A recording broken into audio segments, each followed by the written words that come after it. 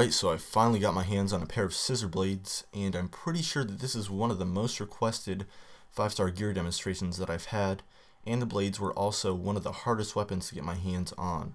But without further ado, let's take a look at some of the details on these things.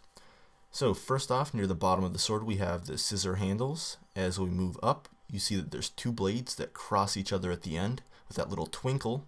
And as we go back to the sword's handle area, you'll see a little energy symbol.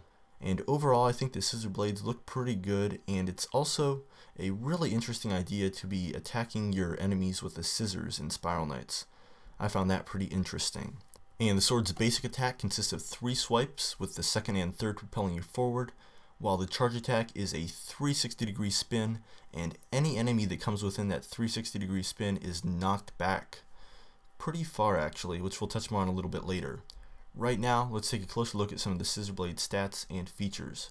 So first off, it's extremely important to know that this blade does pure normal damage. It also features that 360-degree charge attack that we saw earlier, and it's actually a pretty rare sword, which we'll touch more on a little bit later. Now, because the scissor blades are dealing pure normal damage, we're going to be dealing average damage to any monster in Spiral Knights.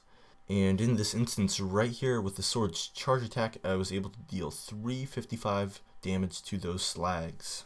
And the thing about normal damage is that you're never going to be able to deal that great damage, but you'll never have to worry about dealing horrible damage either. So it's kind of a give and take sort of thing.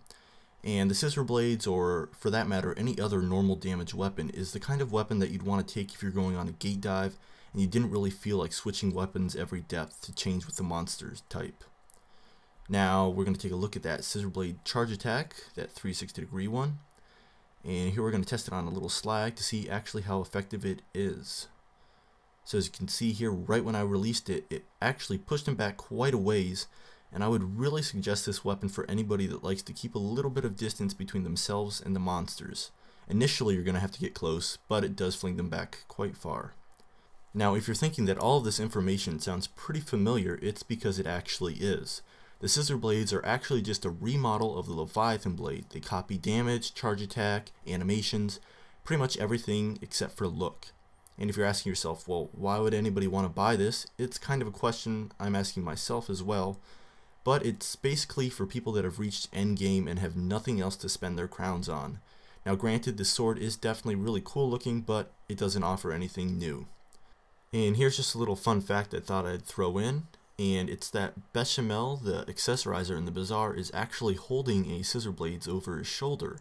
So if you're ever wondering what they look like in game, you can go give him a visit. And this is normally the part of the video where I'd show you guys the crafting path for whatever gear item I'm showing, but the thing about the scissor blades is they don't have a crafting path. The only way to get them is by buying them on the auction house's featured auction for 1.5 million crowns. Now, thankfully I had a friend, the Mad Gamer 4, who was willing to sell these to me for quite a bit less, hence I was able to make this video. So hopefully you learned something, and I'll see you guys in Spiral Knights.